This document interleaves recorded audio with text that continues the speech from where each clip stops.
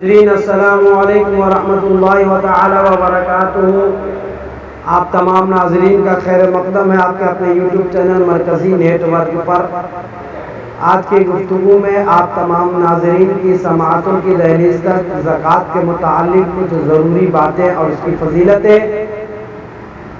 بتانے کی سعادت حاصل کروں گا۔ مکمل بیان کافی لمبا ہے، اس لیے میں زکوٰۃ کے متعلق جو مسائل ہیں اور جو ضروری باتیں ہیں، فضیلتیں ہیں اور نصاب ہے کس کے اوپر ضروری ہے، تو یہ تمام باتیں پارٹ بائی پارٹ کچھ منٹوں کا بنا کر میں آپ تمام لوگوں تک پہنچانے کی سعادت حاصل کروں گا۔ آپ حضرات اسے دیکھیں، سنیں اور اپنے علم میں اضافہ فرمائیں۔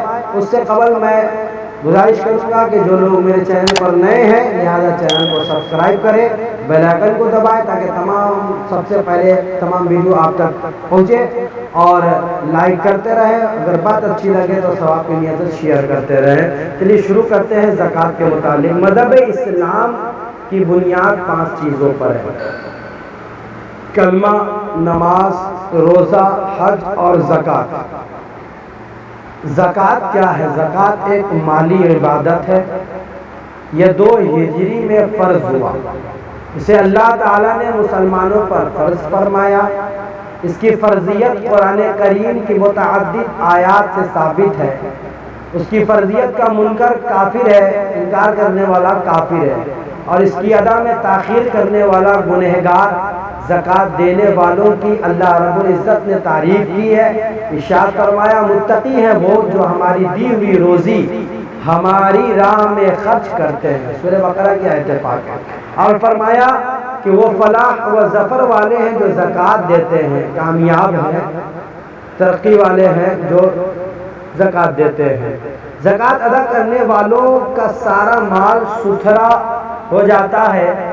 رب نے ارشاد فرمایا ان کے مالوں میں سے صدقہ لو، اس کی وجہ سے انہیں پاک اور ستھرا بنا۔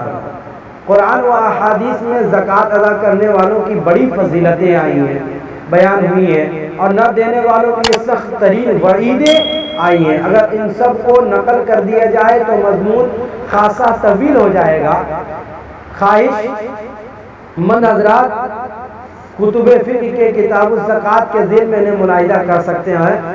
میں یہاں پہ صرف ضروری مسائل بیان کرنے کی سعادت حاصل کر رہا ہوں۔ زکوٰۃ قابل حفظ احکام جو ہیں، یاد رکھیں ان احکاموں کو۔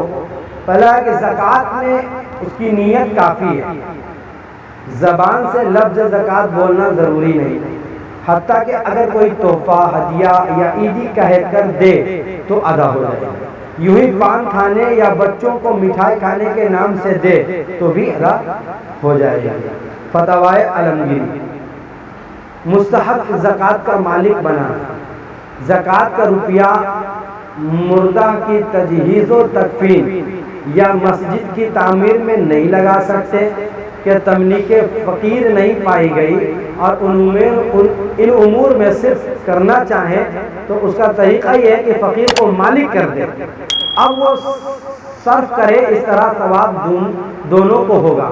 بلکہ حدیث شریف میں ہے کہ اگر 100 ہاتھوں میں صدقہ گزرا تو سب کو ویسا ہی ثواب ملے گا جیسا دینے والے کو۔ تیسری بات یاد رکھیں، کوئی شخص سال بھر تک خیرات کرتا رہا اور اخیر میں نیت کر لی کہ جو کچھ دیا ہے زکوٰۃ ہے تو ادا نہ ہوگی۔ چوتھی بات یاد کریں کہ موتی اور ہیرے پر زکوٰۃ واجب نہیں، اگرچہ کروڑوں کے ہوں، ہاں اگر اس کی تجارت کرتا ہے تو واجب ہے۔ تنویر الابصار جلد 1 کی بات ہے۔ زکوٰۃ صرف 3 قسم کے مال پر واجب ہے: سونا، چاندی، روپے، پیسے۔ اسی میں داخل ہے سونا چاندی پر بہر صورت زکوٰۃ واجب ہے، خواہ بطور زیور استعمال کرے خواہ بطور ذخیرہ رکھ لے، چاہے اس کی تجارت کرے یا نہ کرے۔ مال تجارت۔ سائن یعنی چرائی پر چھوڑے گئے جانور، یہ مال تجارت۔ مال تجارت پر جو ہے نا زکوٰۃ ہے، اور سائن یعنی کہ چرائی پر چھوڑے گئے جو جانور ہیں اس پر زکوٰۃ ہے۔ فتاوی ہندیہ جلد اول صفحہ نمبر 148 حوالہ کے لیے۔ ایک اور قابل غور فکر کرنے کی بات ہے کہ حافظ کے لیے قرآن شریف حاجت اصلیہ میں نہیں، غیر حافظ کے لیے ایک نسخہ حاجت اصلیہ میں ہے، ایک سے زائد حاجت کے علاوہ ہے۔ یعنی اگر قرآن شریف 52.5 تولہ چاندی کی قیمت کا ہے تو وہ زکوٰۃ نہیں لے سکتا، اگرچہ اس کے پاس کھانے کو کچھ نہیں۔